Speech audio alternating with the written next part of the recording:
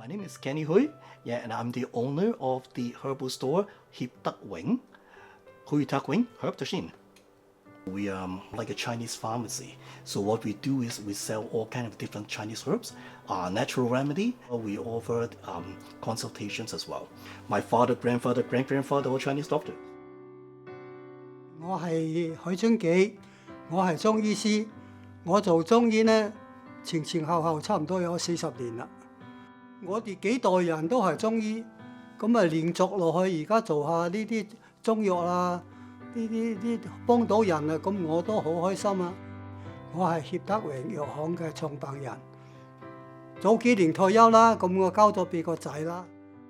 我係1989年咁就移民嚟咗本地河，咁啊未移民之前呢，香港我都係中醫，我喺中醫學院畢業。跟住呢，我就會喺中醫學院嗰度呢，都教咗有成2-3年嘅中醫藥啦。移咗民過嚟之後呢，咁其實我爸爸當時係諗住退休㗎啦，諗住唔做嘅。咁但係呢，一來好悶啦，咁二來呢，就係因為佢哋會覺得佢哋唔係好習慣呢度全部都要食西藥啊。咁我爸爸就話：我自己係中醫嚟嘅，點解我要去揾西藥嚟食？明知啲西藥可能有啲副作用啊，定係點？咁佢就喺度揾有冇啲中藥可以食到。咁嚟咗唐人街之後咧，就發覺咦，冇我爸爸想要嗰啲中藥喎。咁講，咁因為呢一個 idea 開始之後咧，我爸爸就諗下，咦，咁我不如橫掂都記啦，我索性不如自己喺度開一間中藥鋪，咁可以 serve 到其他人啦咁樣樣。咁我哋由嗰陣時開始，我爸爸就開始做呢個中藥啦。咁啱啱開始做嗰陣時候咧，效果係非常之熱鬧嘅，係幾乎日日都 line up 嘅嚇。咁因為你就會發現原來有好多嘅 Chinese 喺當年咧，其實係好想要啲中藥嘅。咁原來當時係冇嘅。咁我爸爸就咁啱喺呢個 timing 就做咗呢個鋪頭出嚟啦。咁我哋就一做就做到而家35年啦。就係到10年前左右啦，咁我爸爸開始即係佢攰啦，開始到其實我爸爸都嗰陣時10年前都70幾歲嘅啦已經嚇，咁佢好想我可唔可以 take over 做到呢樣嘢，咁佢要我試下睇下做唔做到。我爸爸係兩個性格相反嘅人嚟嘅，咁究竟我能唔能夠做到呢個生意，我自己都唔肯定。咁而喺嗰段時間裏邊咧，其實我自己係做緊茶葉嘅，做緊賣 cup of tea 嘅。咁我諗緊，咦？由茶葉轉做中藥，究竟我做唔做到呢？咁樣咁有我爸爸同埋我太太嘅幫忙之下呢，咁結果原來做得效果唔錯。My father and I is actually is totally opposite person. Yeah, so my father is very strict to work and a very serious person. And from him, I learned how he can make a standard for a shop like this. Yeah, because when we talk about herbal shops, we need to manage about almost 1,000 types of different herbals. Okay, and these herbs, it's very difficult to maintain a very good standard. But my father really spent his whole life to keep daily check up on all the products and how to consume it and the formulas and everything. My father keep doing this work from day to day. Okay, I learned from that. Okay, but I'm a very lazy person, so I may not be able to do the work like my father. Okay, but luckily I got 2 very good staff. Yeah, and they help us a lot. 我咧就叫傅金蓮，職位係經理，我已經做咗10幾年啦。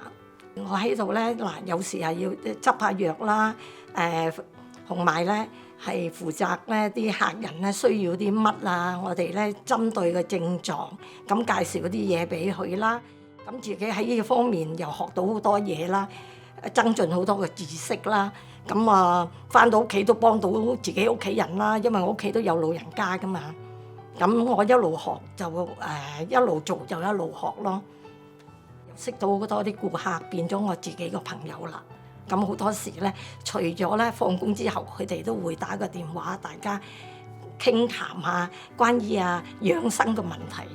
咁佢哋亦都好信我哋咧協德榮呢間店鋪嘅人嘅。就係呢樣嘢咧，我即係最大嘅滿足感啦。我叫何玉珊，主要工作咧就係做配藥啦。我喺呢度做咗就嚟20年啦。嗰啲草藥咧係其實都係即係我哋中國好多年嘅歷史，即係有傳承啦。咁跟住而家啲人又有創新啦。咁就同埋佢每一支草藥都係真係差唔多係有大自然嗰啲精華，佢仲有治癒嘅功能咯。咁覺得啲草藥係好特別，所以我好中意對住啲草藥。見到啲病人佢哋入嚟係好唔舒服，咁見到佢哋如果係得到醫治嘅話咧，見到佢哋嘅身體啊，咁同埋係釋放咗佢自己咧，咁佢個人醫翻好，個人見到佢哋醫好啦，咁開心啦，咁我自己都開心。My name's Audrey and I'm Kenny's niece. I mainly just help out around the shop packaging teas and just reorganizing the inventory.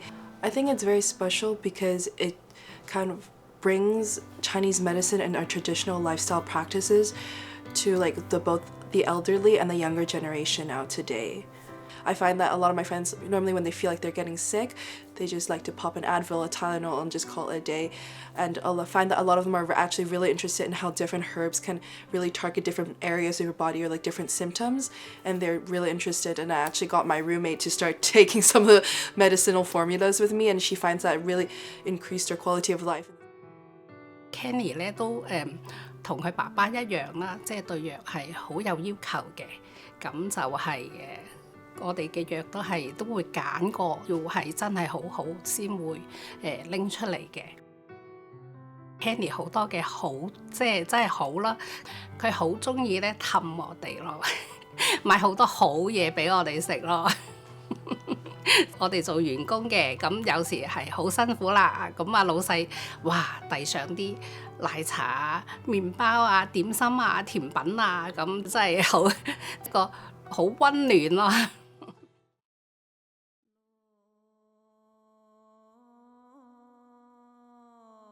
個仔佢肯同我接手，咁我覺得我都好放心，因為而家年青一代咧好多上網，我哋係做唔到嘅，咁佢哋都做得幾好。咁我嚟到呢度可以做翻我自己本行啊，做翻我哋中醫啊、中藥啊，咁多年嚟都做得幾好。同時我太太又好幫得手，咁我覺得都有好好嘅回憶啊。